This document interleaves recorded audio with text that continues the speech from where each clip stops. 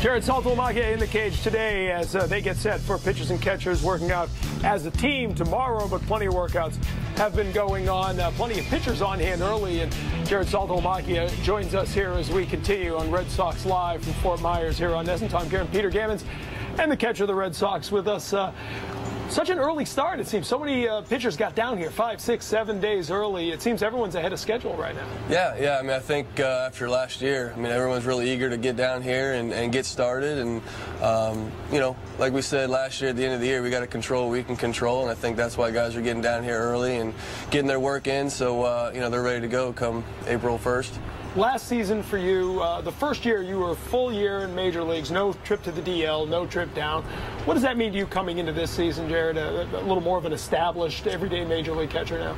It feels good. I mean, I don't have to answer any question from you guys about the DL. So, no, it feels good. That's my accomplishment last year. I wanted to finish the season and stay healthy the whole year, and I was able to do that, which I've done in years past. So, I mean, it wasn't a big jump, but I wanted to do it as a personal accomplishment. I was able to do that and put up a little numbers as well, and I'm looking to do better this year. Well, so much was made when you came over to the Red Sox about your throwing and all that. It seemed as if you got more and more relaxed as the season went on, and the numbers backed it up. Yeah, I mean, as soon as I got over here, it was so easy just to be a part of this team, be a good player again, just because I had the confidence behind me. I had, Tito behind me and Tuck and Tech, and I had all these guys, my teammates when I first came in. So when you got everyone else's confidence, it's pretty easy to get your own confidence back, and that's what I was lacking. Do you feel very comfortable now with your footwork and your routine in catching and throwing? Yeah, I feel the best I've, felt my whole career. I mean, I feel short, I feel quick, and it's really just kind of made me an all-around catcher rather than just a guy that kind of has a strong arm and, can block. To do all the little things involved with it, it has made me an all-around good catcher. You came in last year, and you had the resource that was Jason Varitek alongside. At this point, he's not here, and no word if that will change. How different is that? Because he meant so much to you last spring training. Now it's kind of your team as you come in here as the catcher. Yeah, I mean, he was a huge part of my success last year, him and Tuck both. Fortunately, I do have Tuck with me, so, I mean, that's going to be, the same there, and he helped me out a ton. So, but I'm going to still have Tech. I mean, if he comes or doesn't come, we're friends, and we've, talked about it last year that we're still going to, maintain that, friendship and talk, and he's going to be there for me. Have you spoken with him recently? Now that you're here, have you spoken with him lately? I've spoken with him a few times. I don't want to get involved in his situation and his, thought process. I just wanted to find out how he was doing and how his family was doing, congratulate him, all that. Now that you had a year with the pitchers, is it a little bit different in the relationship with them starting out in spring training? Yeah, I mean, you got one more year under your belt with those guys that besides Beckett, I didn't get to catch him but twice last year, so, we're going to have to get together some more and catch each other and get a little more comfortable. But, I watched him all year long. I know what he likes to do.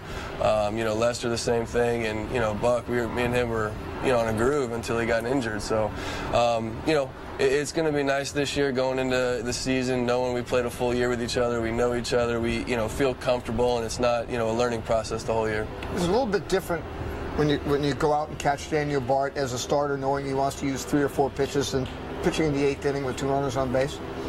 It is. I mean, it's going to be a little different as a starter as it is, as closer. But, I talked to him the other day when he was throwing his side and trying to kind of gather what he wants to do, because you look at guys like Verlander and Felix Hernandez who throw that hard.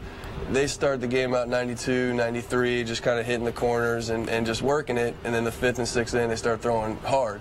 And I asked him if he wanted to do that, and he said that he doesn't want to get away from what he did, as a reliever. But that's the kind of pitcher he is. He attacks it, and he's going to grow into that. Eventually Verlander didn't start like that, so eventually he's going to grow into the guy that can start off throwing corners and then go to 98, 99. But I'm expecting this year to be pretty good.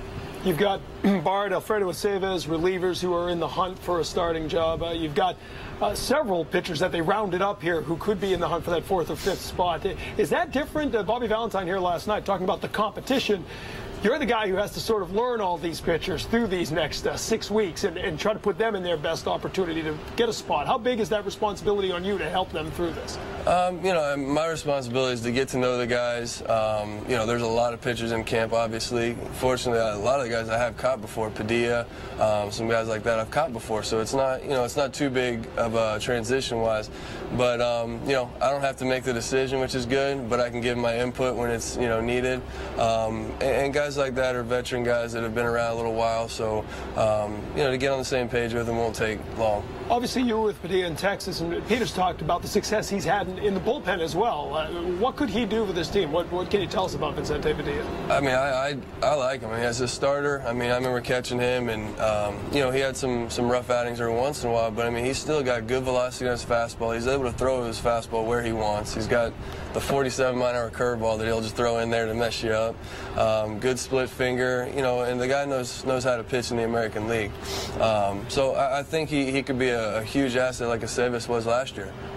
So, you know, he can go either way. He can start, he can go in the bullpen. You know, I think keeping him healthy would be a good thing, and hopefully he's good to go. Did you learn the quick step out where he drills somebody so he can intercept him before he goes to the mound? I had that one in Oakland, so yeah, I think he's a different person than he was back then. You know, I think he's getting towards the end of his career where he wants to, you know, finish strong and do well in this game, and he's a really good pitcher. I remember Buck Showalter had him in Texas before you caught him. He used to say to me, you know, he's totally fearless. I mean, you can pitch him against any good team, and he'll think he's pitching in Midland, Texas. Do you agree with that? He does. He does. He has that, you know, mindset of, you know, it's just he's got to do what he's got to do. The most relaxed guy. You know, he doesn't speak a lot, so you don't really get to know his personality too much. You just know he's a quiet guy. He goes out there. We never were in too many big games in Texas when I was there, but, you know, he's obviously with Philadelphia had some big games, and, you know, he's got a track record that's pretty good.